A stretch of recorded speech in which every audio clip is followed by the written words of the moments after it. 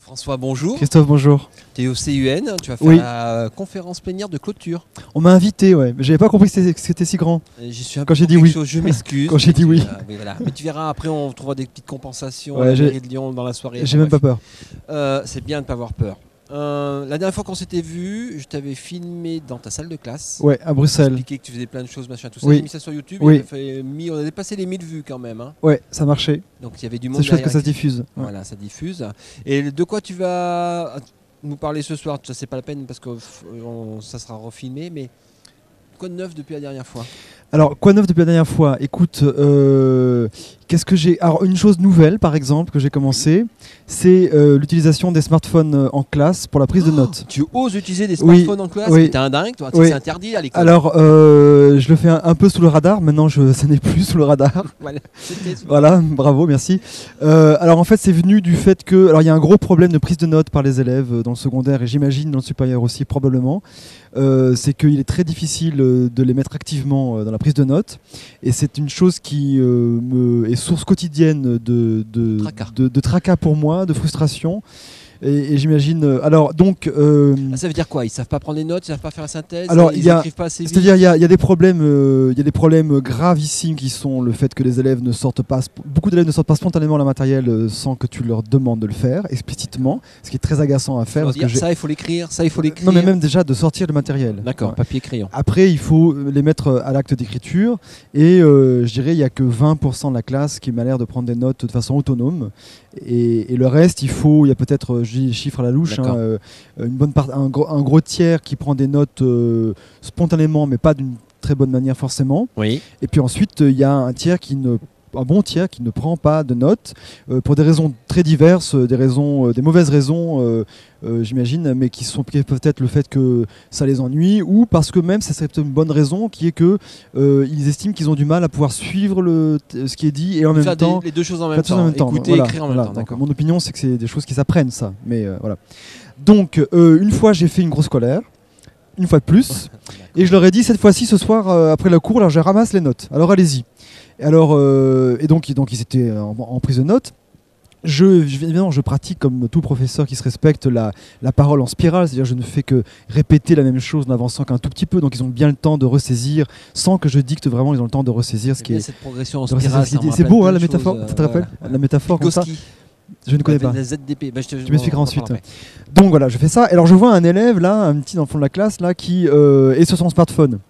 Alors déjà c'est pas permis le smartphone. Et puis donc au bout de 10 minutes je le vois quand même. Je lui dis écoute, tu sais que je ramasse à la fin de l'heure et tout. Il me dit ouais monsieur, mais en fait il parle pas comme ça exactement. Il dit, oui monsieur, mais en fait je suis plus à l'aise avec mon smartphone. Et je me suis dit l'astico, je vais me le faire. Enfin bref, je vais bien l'avoir parce qu'il va y avoir une fois de plus professeur a fait qu'il ne prend pas de notes. Et puis à la fin, il m'a envoyé le soir même sa prise de notes numérique. Donc par mail. Par mail, copier-coller directement le contenu de prise de notes envoyé par mail. Et il avait pris une page A4 et demi de notes serrées. Sans faute d'orthographe. Alors de façon un peu trop, il avait trop pris de notes en fait, mais c'était énorme par rapport au volume habituel de prise de notes.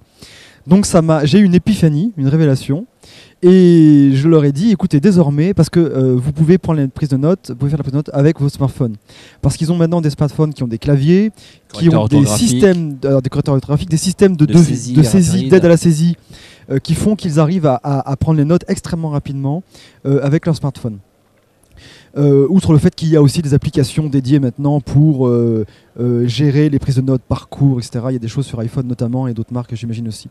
Et donc j'ai quelques élèves qui font maintenant la prise, enfin j'ai du coup un tiers de ma classe qui s'est mis assez spontanément à la prise de notes numérique.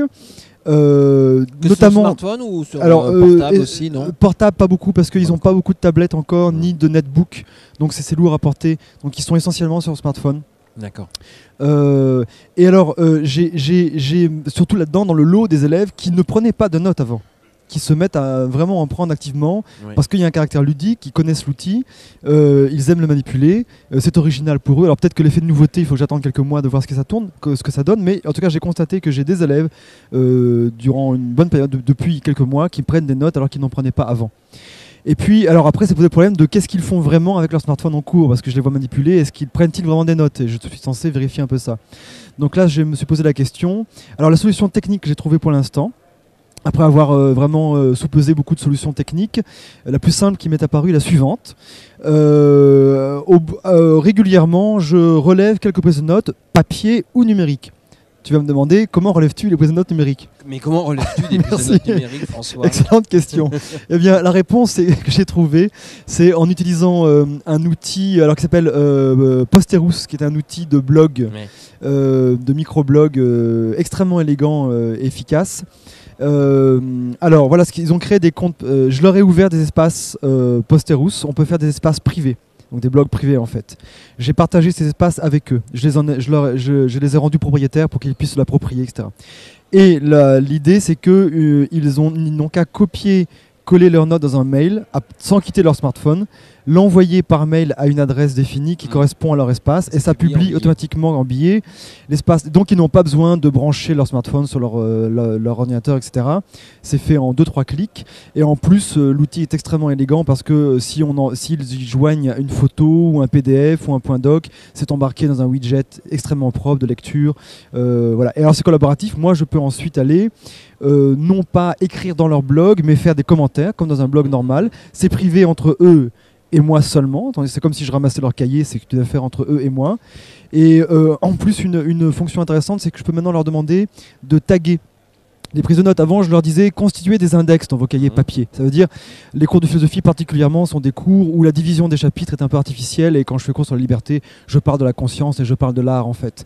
Et donc j'aurais dit faites un index où vous mettez liberté, art, conscience et renvoyez au numéro de page de votre cahier parce qu'on en parle dans plusieurs endroits. Ici maintenant, ils peuvent taguer leur entrée de prise de notes et ça permet ensuite de n'afficher que catégoriser les billets. C'est un exercice intéressant que je peux évaluer mais qui est intéressant pour eux. Voilà quelque chose de nouveau. Ça, je viens juste de commencer depuis quelques semaines. D'accord. Voici. Bah, c'est très bien, donc tu vas expliquer tout ça tout à l'heure dans la grande salle. Non, c'est la grande salle est là-bas, tu auras un... Dans la moyenne salle. Voilà. La moyenne L'année salle. prochaine, la grande salle. L'année prochaine. Merci François. Merci Christophe.